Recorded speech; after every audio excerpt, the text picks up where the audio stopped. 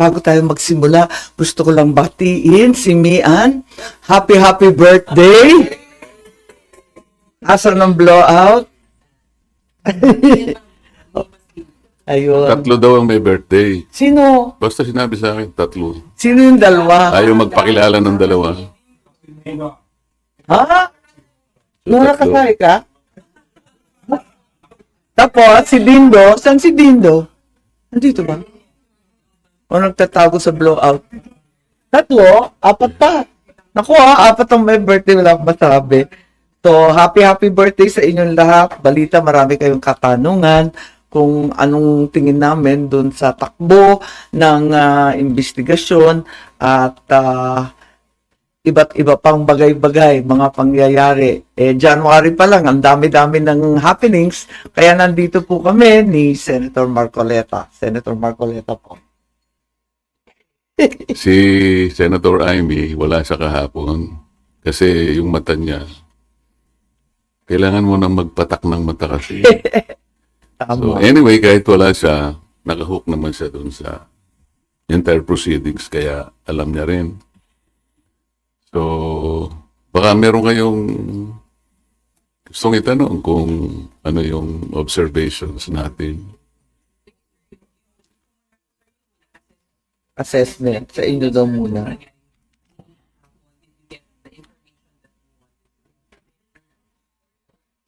Kasi ako, yung anticipation ko nung kahapon is more on opening a new area sana kung saan kami papunta. Kasi alam naman ninyo, matagal na namin sinasabi, dapat puntahan na natin kung sino talaga yung pinakaugat, kung sino yung mastermind. Pero kahapon nakita nyo, it was concentrated on the coordinates. Ako, I was a little bit disappointed. Personal ko to. Kasi sa kauna-unang hearing pa lang namin sa Blue Ribbon, sinabi ko na yun, there is a problem on coordinates. So, ibig sabihin, kahapon lang nila na naisip na totoo pala yun. At doon na-concentrate ang usapan. Totoo yun eh. Ang ginamit nila is MYPS, which is multi-year planning and system.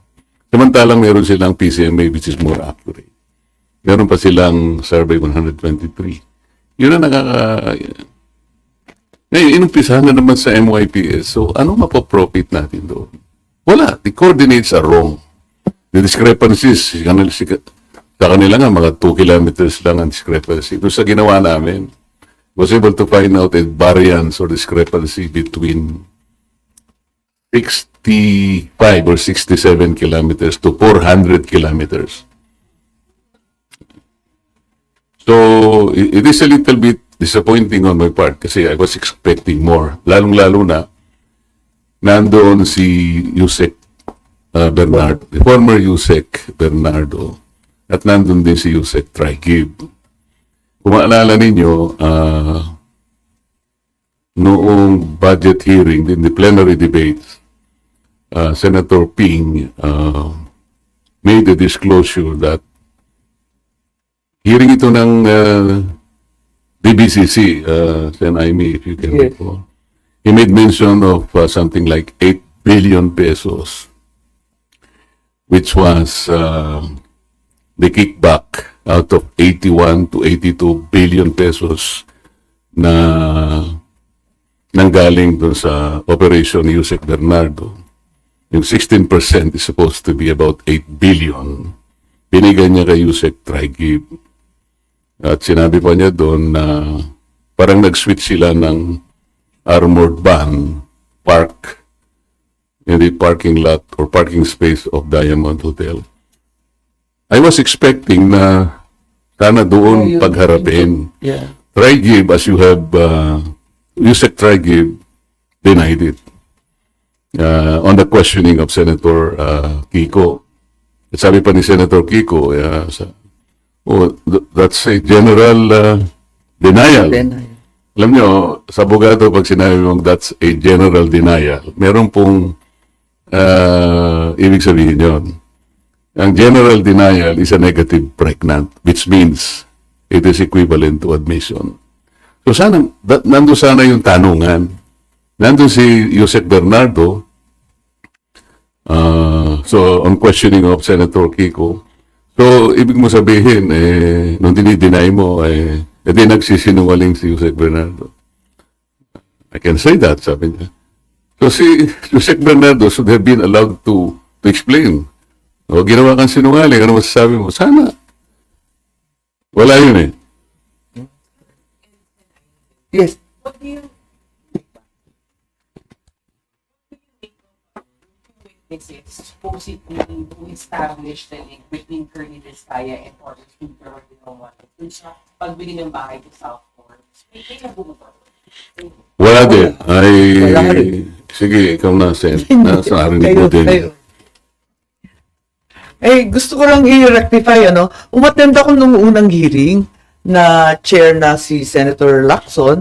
Tapos, nag-represent ako ng ating bansa sa Korea sa second hearing.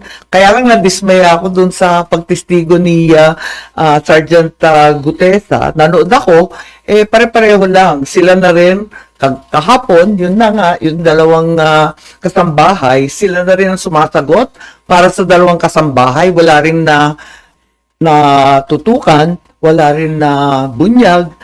Ayaw ko sanang magsalita ng makakasakit o makaka-offense sa aking mga kasamahan. Pero yun naman ang nakikita ng mga Pilipino. Nakikita naman natin na parang wala namang pagtutuunan nito. Nalulungkot tayo, binoboses ko lang, nakikita. Imbes na yung mga may kasalanan ay ang matakot. Ang mga nag-iingay pa ang sinisindak. Parang baliktad na eh. Kaya medyo nakakalungkot. Nais ko rin ipakilala at ipakita sa inyo ang napakaganda at mahabang report, minority report po, na ginawa ni Senator Marcoleta noong December 10. Ginawa natin. Ginawa naming lahat. At noong December 10, eto, baka hindi pa ninyo nababasa, mahirap basahin, mahaba eh. Ngunit gusto ko sabihin at idiin na lubos ako sumasang-ayon dito sa minority report na malinaw nitong punto na ang pananagutan ay hindi dapat nakatuon lamang sa implementing agencies, sa iba't ibang kontratista, sa kung sino-sino lamang. Tama ang diin ng report na ang tanging isang komprehensibo, patas, walang takot na investigasyon lang ang makakatsak na tunay na salarin. Yung mga mastermind ang dapat managot. Sang-ayon din ako sa obserbasyon ng minority report namin na yung biglaang pagtigil ng investigasyon patapos ang testimonya ni Orly Gutesa ay nagdulot ng pagduda sa tunay na layunin ng report. So, when a finger points to the moon, we have to look at the moon, not the finger. Dahil dito, di ko maiwasang ituro na may mahahalagang leads. May mga critical leads na ang ating mahal na chairman na hanggang ngayon hindi pa tinutugunan ng komite. Naging malawakan ang pagtutok sa DPWH, mga piling contractor, mga ilang senador, ngunit tila napalampas sadya o hindi ang posibleng ugnayan na maaring tunay na nagplano at nakinabang sa scheme. Noong 14 November, ang dating chair ng APRO, si Saldico, na maituturing isang maraming direktang kaalaman, ay nagsimulang maglabas ng serye ng video. While some may argue that Saldico's videos are inadmissible indeed in a court of law, it should be clear that the Blue Ribbon Committee of the Senate is not a court. Its proceedings are investigative, not adjudicatory. When allegations implicate the highest officials of the land, including the president and the most powerful political figures from 2023 to 2025, it is not the duty of the committee to pursue, to investigate, and to verify these claims, rather than to dismiss them outright. Kapag si Saldico, ang mga Diskaya o si Orly Gutesa, parang isinasantabi na lamang. Samantalang yung mga nabigyan na ng pangalan, hindi naman pinapatawag si Paul Estrada, Mark Tiksay, yung Golden Pheasant na holding company ng iba't ibang pag-aari ng dating speaker, si Jose Raulito Paras at yung iba pang abogadong ginamit na nominee. Bakit lahat yan talagang hindi naman pinapatawag? Samantalang yung mga testigo ngang ito na nagtuturo sa dating speaker, pinatawag nga dapat si speaker, hindi naman pumunta. Ang balita, nasa Cebu lamang, ni hindi hiningan ng formal na statement sa kanya. So, ayoko lang na nangingilala ng kamag-anak o kaalyado, dapat tuloy-tuloy nakakabahala kapag ang pahayag ng komite kamakailan na di umano'y walang ebidensya na nag-uugnay sa flood control kay Martin Romualdez. Mga pahayag na inilabas kahit hindi pa tapos ang investigasyon, pati ba naman dito bumabaha ang pambabahala. So, 2 buwan nang nakaraan, ICI at DOJ, sabi, kasuhan na si Martin at si Saldi. Ang Saldi ko kinasuhan, pero si Speaker Martin Romualdez wala pa rin. Ang kinasuhan sa halip kay Speaker Romualdez sa rekomendasyon ng ICI at DOJ ay si dating Senador Bong Revilla na naservan na ng warrant of arrest, si Senator Joel, si Senator Jinggoy. Marami pong katanungan. Nung November ay inirekomenda na talaga ito. Bakit hanggang ngayon, Enero na, wala pa rin? Ang dami ko nang sinabi. Hindi, totoo Kayo naman na. lahat ang sinabi ni Senator Amy. Alam ko hindi lang nakakabahala kasi pinakamaraming parte ng ating mamamayan ay halos nagagalit sa nangyayari. Na para bang ipinagkikibit balikat lang, ito halos nilimas ang kabangbayan. Ganun po kahirap na ang bansa natin ngayon. Balik po tayo doon sa dalawang testigo na iniharap ng chairman ng Blue Ribbon na nakatakip ang kanilang muka, yung dalawang pinibini na di umano ay mga staff ng nagre-renta doon sa bahay na pag-aari ng isang tao. Meron ba kayong napansin doon nung ako'y nagtatanong sa kanilang dalawa? Sana po'y makapagtanong naman ako sa inyo. Meron ba kayong napansin nung tinatanong ko yung dalawang testigo kung sino po yung sumasagot? Kasi po, kung nagtatanong ang isang katulad namin at dinidirekta yung tanong sa kanya, dapat siya po yung sumagot, di ba? Iwanan na po natin yun kung hindi nyo napansin. Ang ibig ko lang sabihin dito, tinatanong ko po siya, bakit kaya kayo napunta doon kung ang inyong layunin lang pala ay ituro yung Diskaya na sila pala yung ginamit na nagpapaalis sa kanila dahil yung daw bagong may-ari kailangan na yung bahay at tumihingi sila ng ilang panahon pa lang dahil napakahirap maglipat ng kanilang mga gamit. So yung pala si Diskaya lang pala yung itinuturo na siya yung nandun. Ayaw namang aminin ni Diskaya na hindi nga ako nakapunta dyan sa South Forbes na yan ba't ako na naman ang tinuturo ninyo? Pwede ko po bang malaman, kayo po nagtuturo kayo, nakatakip ang mukha nyo. Ako po na tinuturo nyo, wala bang karapatan na makita ko man lang ang mukha nyo. Ayaw po, hindi rin pinaalis yung mga maskara. Pero ang isa pong importante doon na dapat napansin nyo, yung sinabi nilang address, 30 Tamarind Street. Kung napapansin nyo, yun ay bahagi ng paglalahad ni Saldico na sinabi niya yung isang 1 billion pesos ay doon i-deliver. Kasi yun ang drop-off point na sinabi, sabi niya, ni Martin Romualdez sa akin, diyan mo dalhin. So, tama rin.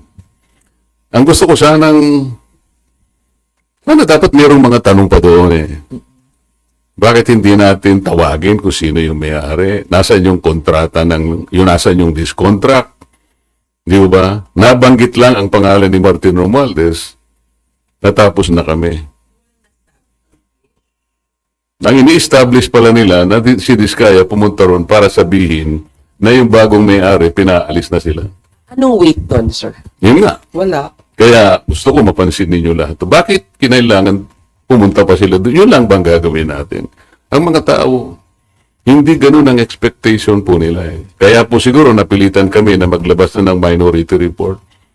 Hindi na siya kung ano pa man bagay. Ang mga tao po kasi nagtatanong, ano po ba nangyayari na dyan? Simula po nung ako'y nawala na po na chairman at napalitan nga po. Nung ilabas namin si Gutesa, sinabayan naman yun ng aming legislative break. Matagal po yun. Hanggang sa mag-resign naman si Senator Ping. So, ang mga tao nagtataka. Ano na naman ito? Wala na bang ano ito? Wala bang closure ito? Hindi ba natin malalaman kung sino talaga ganito? Kaya napilitan po kaming maglabas ng minority report. Tinawag po naming minority report for lack of better term. Kasi po kung gagawin nating legal ito na isasang-ayon natin sa aming mga committee, sa ating Senate rules, hindi pa kami pwedeng maglabas kasi kailangan matapos talaga yung committee report. Hindi naman po kasi namin malam kung kailan mo talaga matatapos ito. Kasi nakalagay sa rules namin, kung merong dissenting or concurring opinions, ay isasama na lamang doon. This is neither a concurring or dissenting report. Kaya tinawag naming minority report sa pag-aakala naming magagamit po ninyo. Nandito po yung aming observations, meron kaming findings, nandito yung issues, nandito yung mga recommendations namin, nandito po yung set of possible legislative measures na pwedeng at ginagawa na po namin na pwede naming i-file in aid of legislation. Meron pong mga potential personalities na pwede pong kasuhan. Ang totoo niyan, meron po kaming, ayan po, Dyan sa likod. nakalagay po rito Ang totoo po itong minority report na to, I had a chance of disseminating this for the first time on December 11, 2025. Meron po kasing forum sa Quezon City. It was held in MICE Center in Quezon City. I-CARE po yung host. I-CARE means Interdisciplinary Conference on Accountability, Reform, and Engagement. Ito po ay hosted by the NCPAG of the University of the Philippines. I was one of the panelists, kasama po si then Chairman Popoy de Vera, andun din po si Congressman Erice.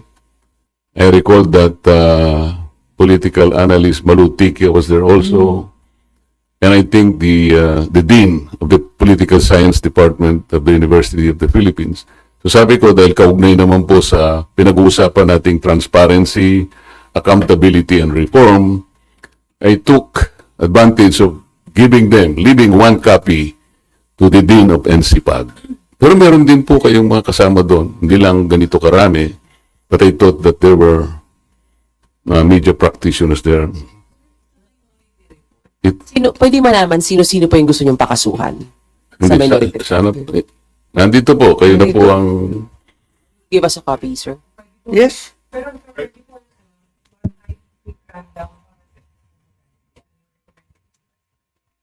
Hindi mahaba ito. Hindi ako nagre-recommend, yung evidence ang nagre-recommend. Kasi lahat nyo, mapapansin ninyo, I headed 3 investigative hearings, public hearings, when I was the chairman. And then, yung huling 3, si Senator Ping na. Kaya this constituted 3 hearings all in all. So we utilized the same resource persons, the same witnesses. We relied on their collective and individual testimonies. So, kaya namin na itong findings na ito.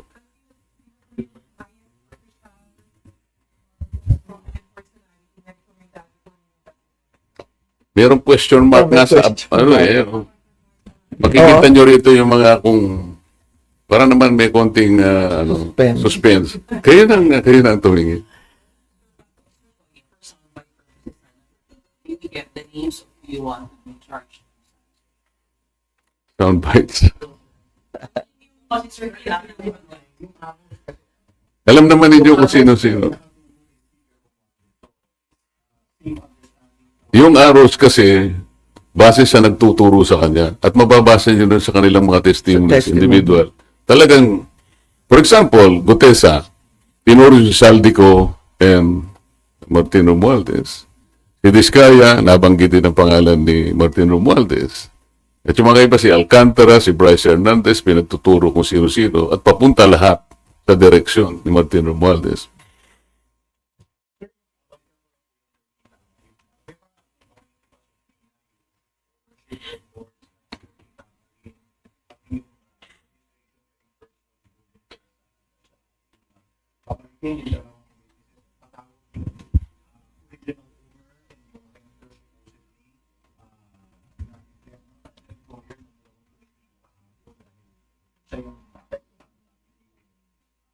Hindi ba very logical na dapat ganun ang gawin? Palagi ko naman baka ganun ang gawin ni Senator Ping. Naasahan namin na yun ang gagawin. Kung yun ang recommendation nyo, i-recommend natin sa Blue Ribbon. Sen Aimee At and Sen- palagay ko, may recurring names, yung pangalan ng mga abogado na kasulat na proxy, hindi lamang sa 30 Tamarin na ulit-ulit na binabanggit, kundi dun sa foreign properties din, yung Soto Grande yata, andun pa rin yung Attorney Paras at yung iba't ibang law offices na alam natin. Yusek na rin ng DOJ si Senator Andres. Yusek Andres, di ba? Jess Andres. Pero hinihintay ko nga sana kahapon kaya nandun ako. Kasi initially parang ayaw ko na muna.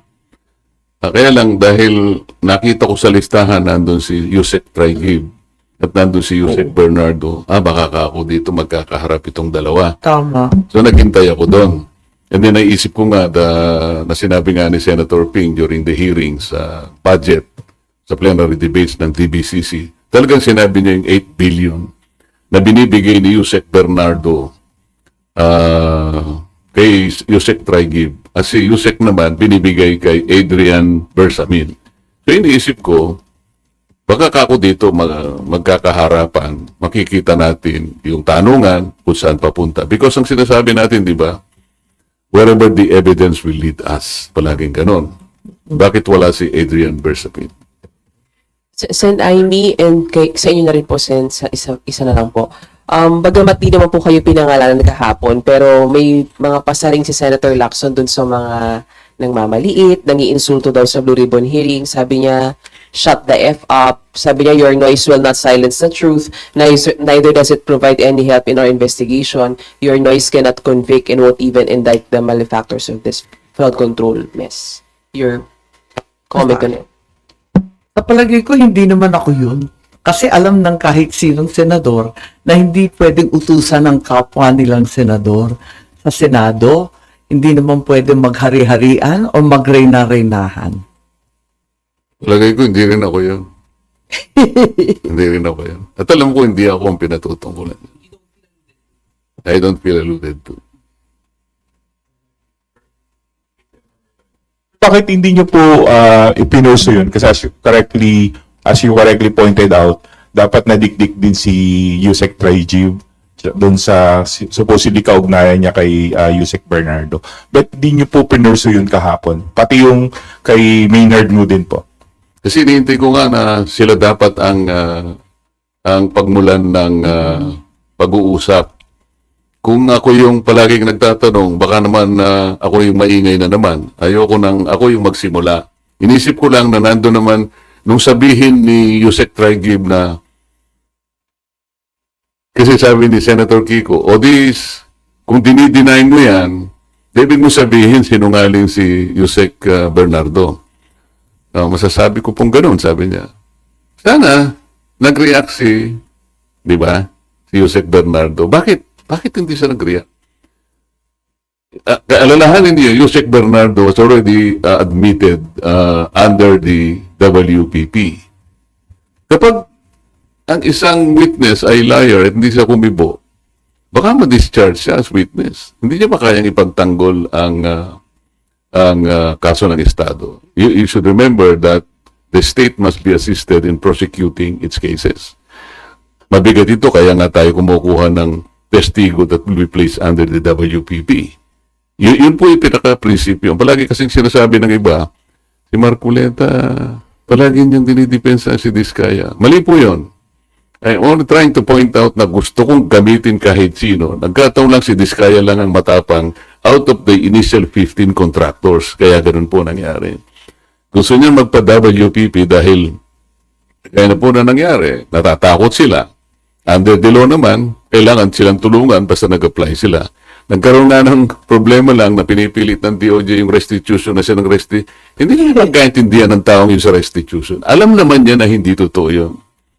Kaya palaging ganun ang usapan. As siya rin alam niya, under the WPP, ang sinasabi na confidential lang ay yung proceedings of the application, as well as the action taken by the DOJ in relation to that application, because that's under Section 7.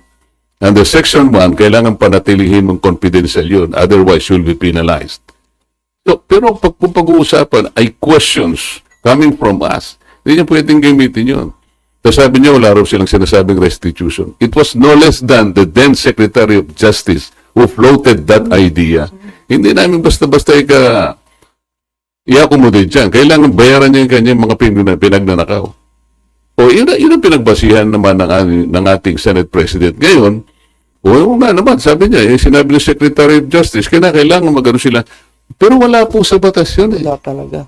We need to get more of these people kahit na mahirap kasi nga kailangan nating ma-identify yung ugat, yung pinakamalaking isda. Kung wala kayong protection na ibibigay sa kanila, ba sila magsasalita? Initially, he mentioned 17 congressmen.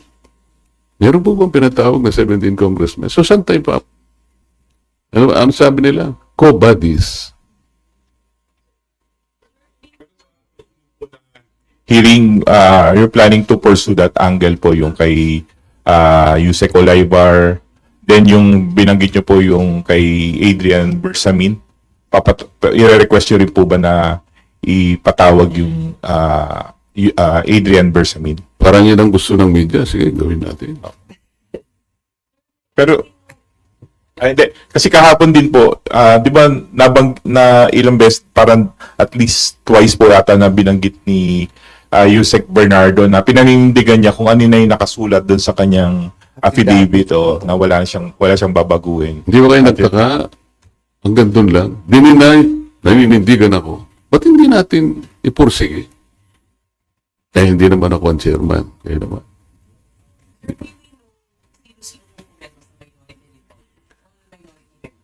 6 out of the 9 members of the minority. Kasama si Sen Aimee. Ma'am, sinabi niyo kasi agree kayo sa laban ng Minority Report, may mga pagkukulang sa nangyayaring hearing ngayon. Ba po ba doon na gusto niyong isama sa investigasyon yung mga nilabas na video ni Zaldico? Ang sinasabi ko, kinakailangan imbestigahan yung nabanggit doon. Halimbawa, yung Paul Estrada, Mark Tiskay, sana ba yung mga yun, ano? Marami kasing sinabi doon na talagang napakabibigat. Kumbaga, critical leads in the investigation that need to be pursued. Tulad ng sinabi ni Senator Marcoleta, parating bitin. Yan, nababanggit. Tapos hanggang doon lang. Papara. Hindi ba dapat pursigihin yun? Yung 8 billion na sinabi na ni Yusek Trigib, hindi ba dapat tanungin din yan kay Yusek Bernardo at alamin din kung talagang kumpirmado. Ano nangyari doon? Kaya parang laging bitin eh. Laging may kulang. Laging pinapara.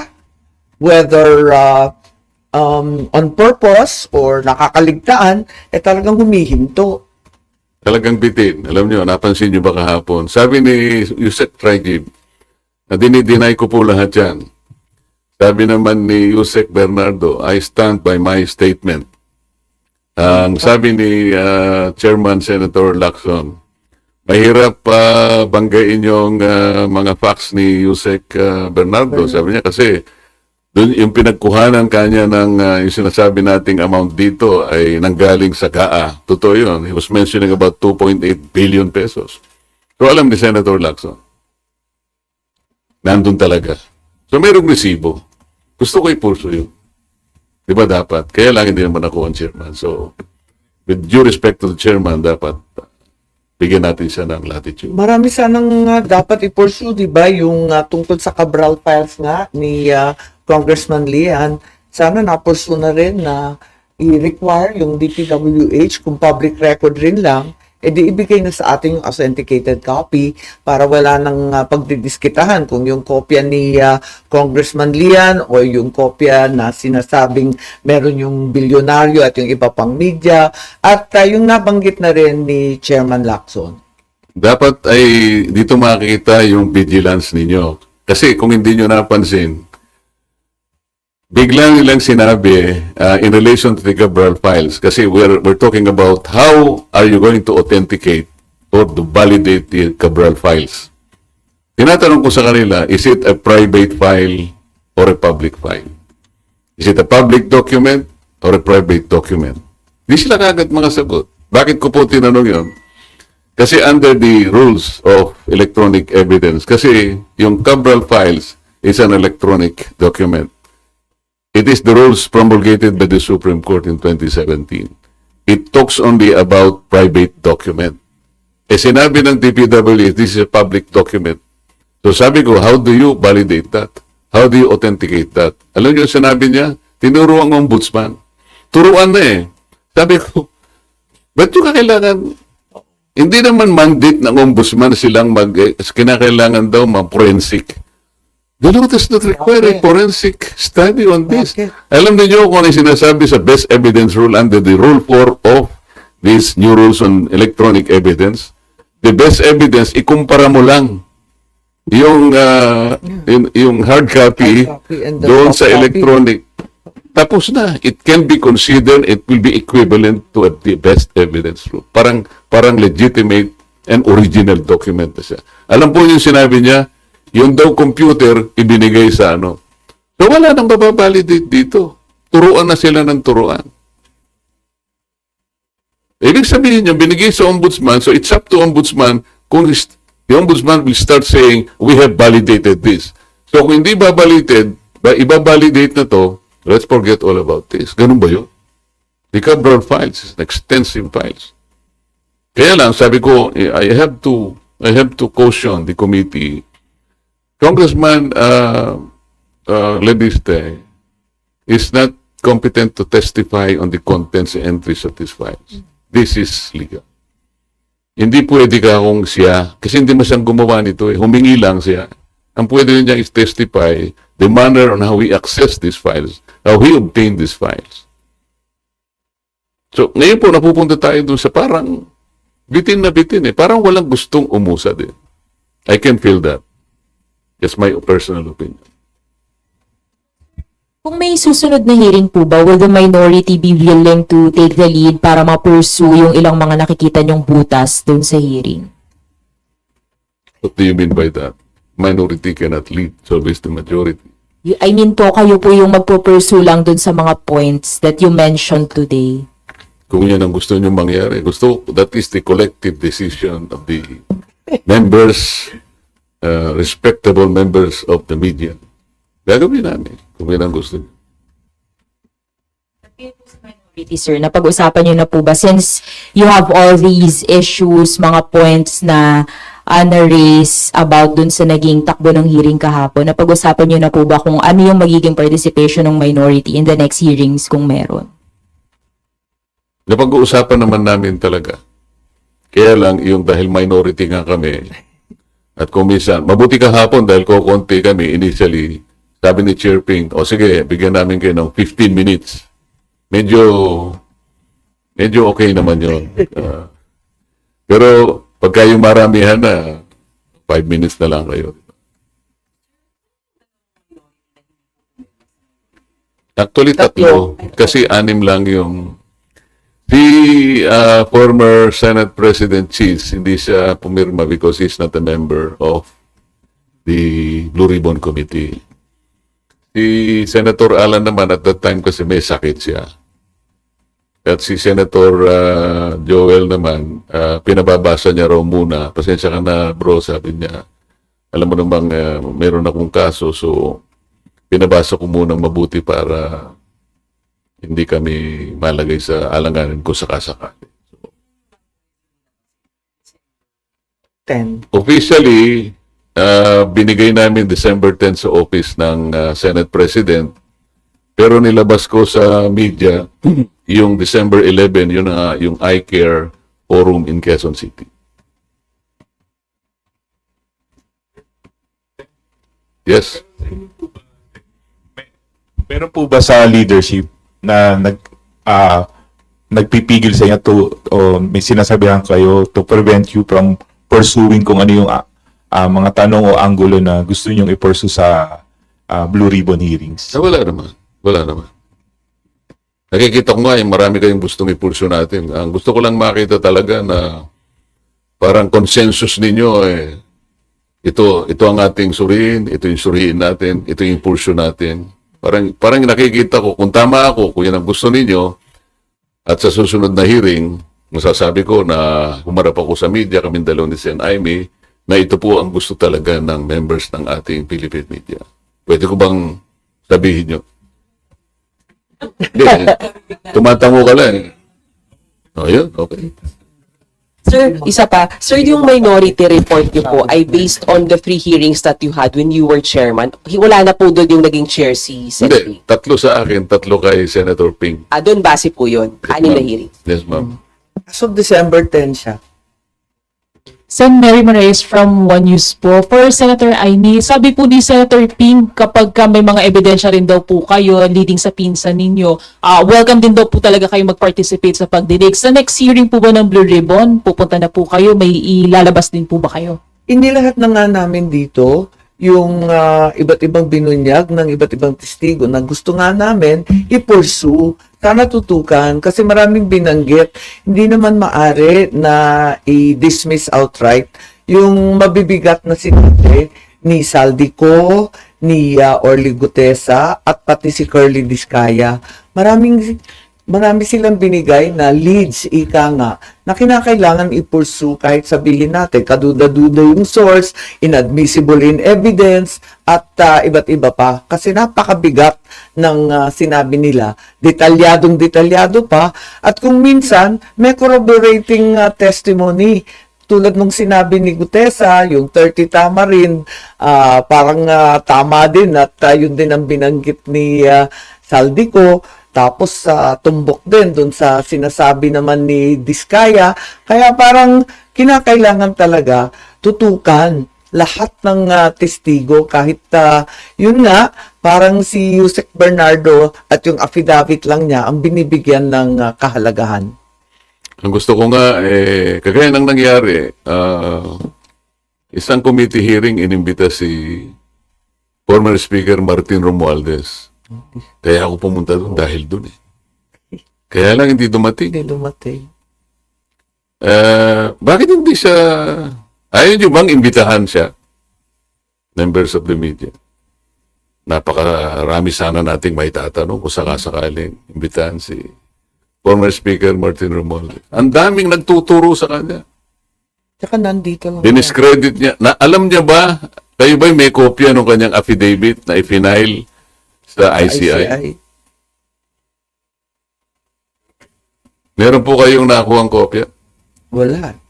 Meaning to say, the Philippine media was denied a copy of a most important affidavit or sworn statement executed by no less than the former Speaker of the House of Representatives? Sinabi niya sa ICI. Ito naman ICI, hindi ko maintindihan. Ba't hindi mo kayo bigyan para ma-assess naman ninyo? Alam po niyo kung ano nakalagay doon? He denied control over the committees, the 80 committees of the House of Representatives. Sabi niya, I had only general supervision over them.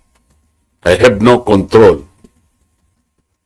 And then he presented the rules of the House of Representatives as to his functions and powers. You believe him? Ang dami ko sanang itatanong in relation to that allegation. I really relish the opportunity that he will be invited by the Blue Ribbon Committee. And I promise you, you will not be disappointed in the questions that I'm going to ask him. Why naman yun yata, di kayo kumikipo.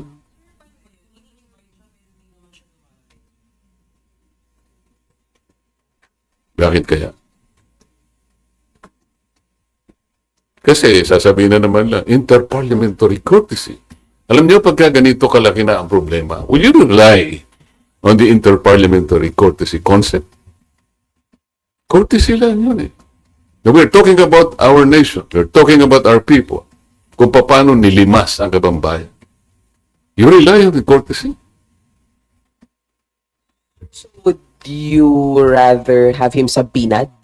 Sana kayo gusto nyo. Para naman lumakas ang loob namin. Lagot kayo.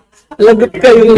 Gusto rin namin na suporta ng media. Kasi sabi ko nga sa inyo, huwag naman kayo magagalit sa I felt a little bit disappointed nung ipresenta ko sa ICARE in Quezon City. December 11. Kala ko naman kasama may niyo media kasi naman may kasi media doon eh. Siguro, hindi naman kasing dami ninyo. Siguro, 1/3 of this, siguro nandun. Nag-iwan naman ako. Kasi hindi naman ako yung host. The host is the NCPAG of UP. Nino? Nino ba?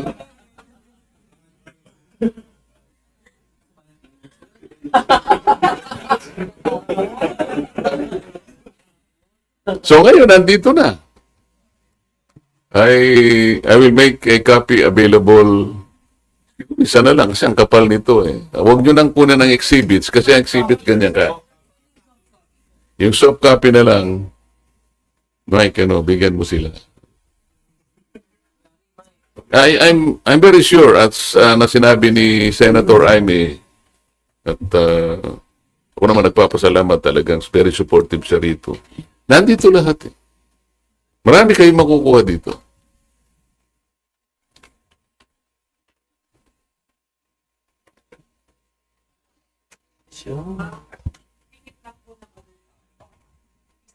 Yeah. Apo. Ano yun? Ma'am, hingi lang po kami Kung alam namin ang sagot, Apo, hingi lang po ng reaction dun sa final na impeachment complaint versus PBBM po. tatanungin niyo ako. Isa na naman drama series na mukhang tatagal ng 1 taon.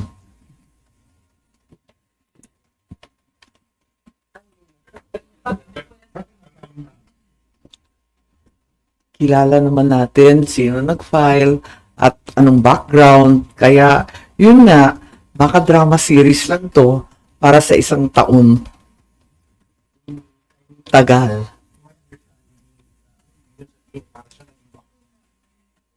O ikaw nagsabi. Wala talagang pinapahamak ang media ng bonggang-bongga. Yan naman. To that effect, oo. Siguro.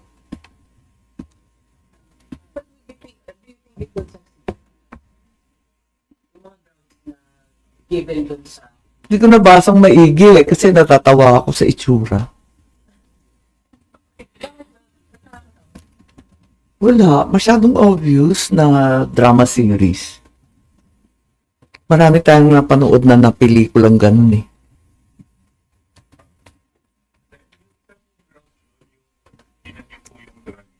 Bumenta na yun sa takilya. Po.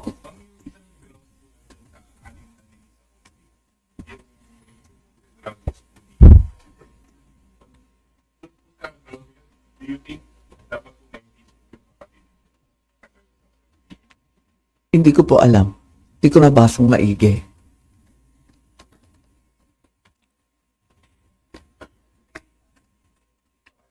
Tapos may impeachment complaint din kay VP ulit, ano? February 6 ang due date.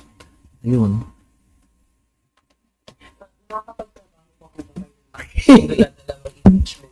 aakyat dito sa Senado. Kali lang naman, ma'am, sa kanya. Kung lulusot yan, Senator Judge kami pareho ni Senator Marcoleta.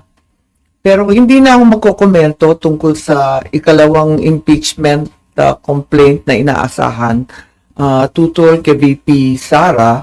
Pero sa palagay ko, alam na ng Kongreso ang nangyari nung nakaraang eleksyon.